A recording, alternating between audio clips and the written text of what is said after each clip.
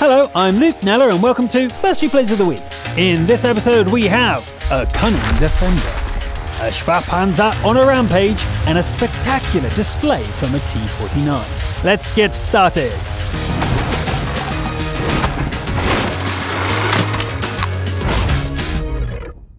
Let's begin by listening to the familiar sounds of high-speed projectiles striking thick steel plates. Heading into a firestorm at Live Oaks is a Type 4 Heavy commanded by Beta-Bug from the EU region. The Heavy rolls into town, announcing its arrival with a blast from the boom tube.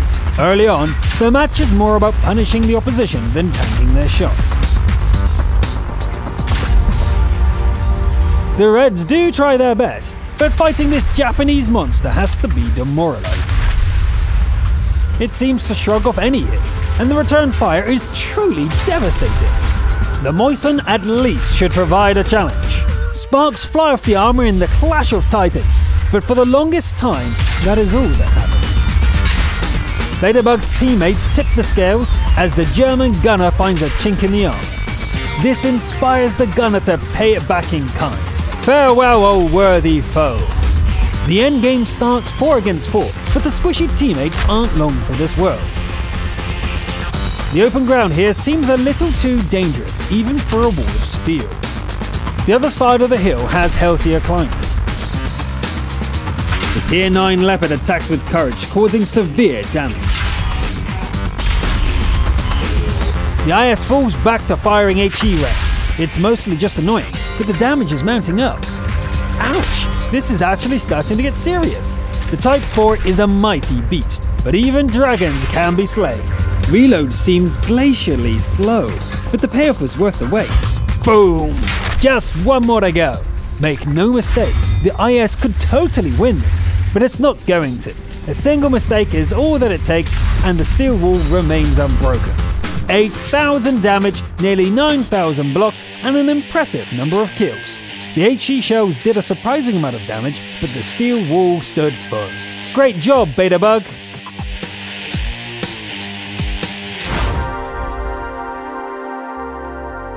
The sniper of the week is Altensaar, who plays in the American region. Their weapon of choice is a UDS-03, which gets to see some action at Erlenberg.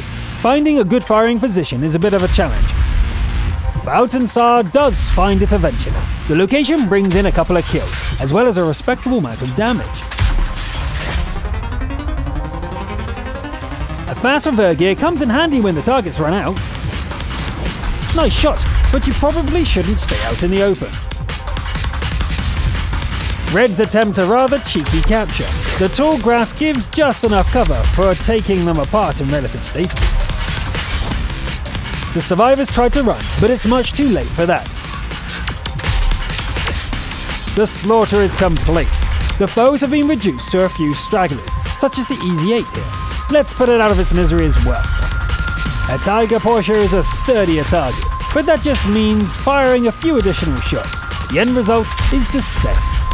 Impressive accuracy, with even more impressive damage numbers. Add in 9 kills and a chest full of medals for Altensaar. What's not to like? Let's follow that with a Top Gun game. The player is E-Play, in command of a Spähpanzer SP-1C. The location is Karelia on an EU server, with our champion on the defending side of an assault match. The Spähpanzer dashes across the swampy terrain, scoring the first kill just 40 seconds into the match. The remaining shells find a new home in the soft body of a boss.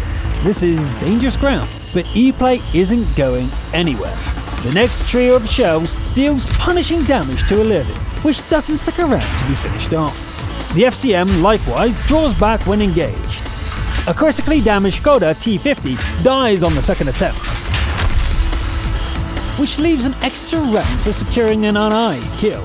This has been a rather nice start. Let's finish off that Levy while we're at it, maybe with a second uneyed kill just for style. The third attempt at the trick fails, as does the attempt on a rival Spähpanzer. Ah well, as long as it's dead. The FCM is still there, and it's in trouble. Let's give it the help it needs. Is anyone up here? Oh boy, yes there are! Tag, you're it! The plateau is a little too hot, so E-Play offloads the magazine into an E75, which turned out to be difficult to damage. Would a Carnarvon be squishier? Apparently so. Now the E75 is showing its butt. That's just rude. Taking out the Scorpion G would be great, but a single magazine doesn't quite do the trick. After a reload, the TD has vanished. Not to worry though, here's another one of the same make. And the boxer from before, as a bonus. Once again, the wounded Scorpion manages to get away. Slippery creatures. It decides to stop running and fight back, which is probably a mistake. A hunter's instinct suggests that the first one is somewhere close, maybe just around the corner. Boom! That's 10 kills. Better do a reload before going after the remaining heavy. 1, 2, 3. Nice damage, but the foe is still standing. Is there enough time for a reload? Teammates take the heavy down to a sliver of health, but it's E-Play's final heat shell which hammers in the last nail. That was just about perfect. I'm not sure we've seen a light tank dominate the opposition quite so hard before now. Amazing work, E-Play.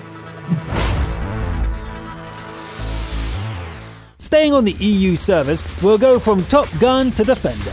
Rolling Aggie 98 brings an AMX CDC to Irhaluf, showing us how these things are done. The battle is an encounter, giving a lot more time when it comes to defense.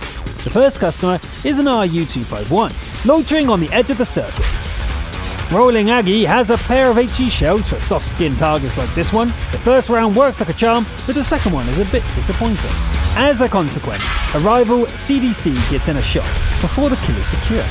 This is a dangerously open spot for the defender's unarmoured machine. Survival will depend on gun depression and mobility. A hit from the E75 could ruin the whole day. It needs to die before the gun goes off. The next shell very nearly hits a teammate. Luckily, almost doesn't count. Rolling Aggie is on a roll, putting on a display worthy of a Confederate award on its own.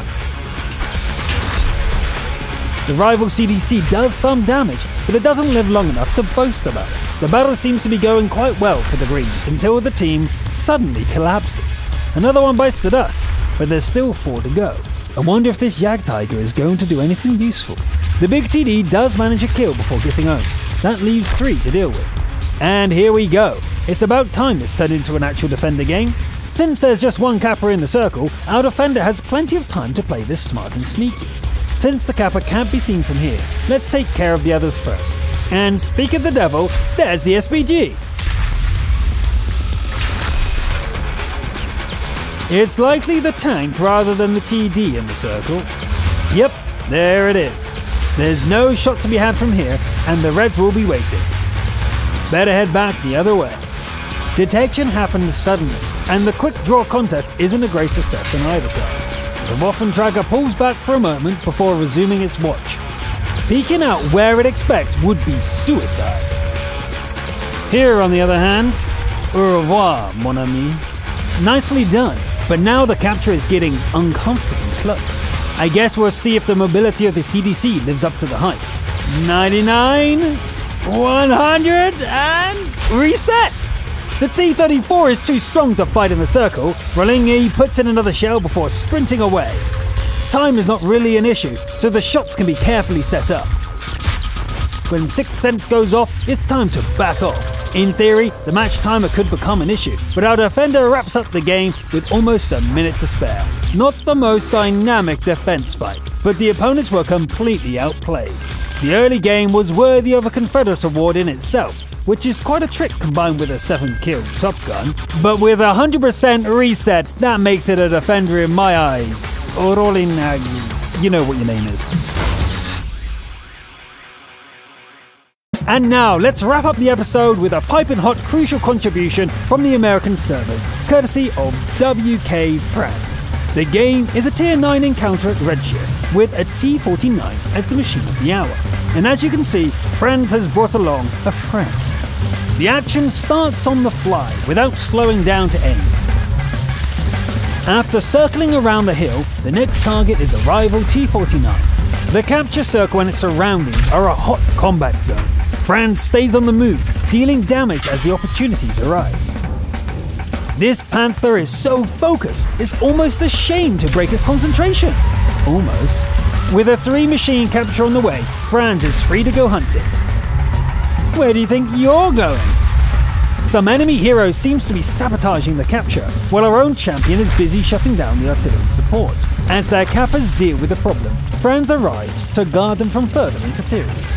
The Oh-Ho gets a pounding, and the S-Tank finds out it's not quite as sneaky as it thought. Can the capture be saved? Not with such hasty shots, it can't. The Oh-Ho blows up on the next attempt, but an E-75 has broken through. There's a fox among the chickens. A slow, heavily armoured fox, but a fox nonetheless. This game isn't going to be decided with a capture. It's time to just kill everyone. Another one goes down as the teammates pull out all the stops. The last one is a French autoloader, which proves to be surprisingly sturdy. The SU charges in bravely, but foolishly. Let's try another heat round. Now that's more like it. One more hit should do it, but there's no need to risk facing that autoloading cannon. Franz sneaks in close, charging when 6th Sense lights up. Boom! And that's all she wrote.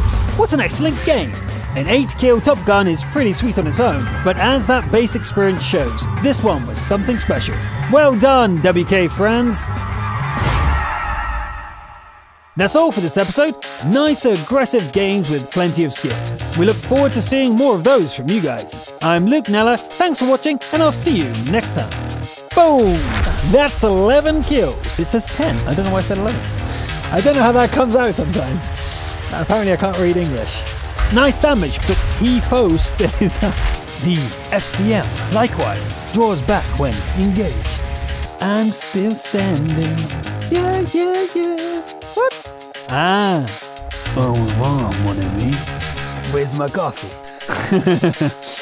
Oh ho! Gets a pounding. Bada boom, bada bing.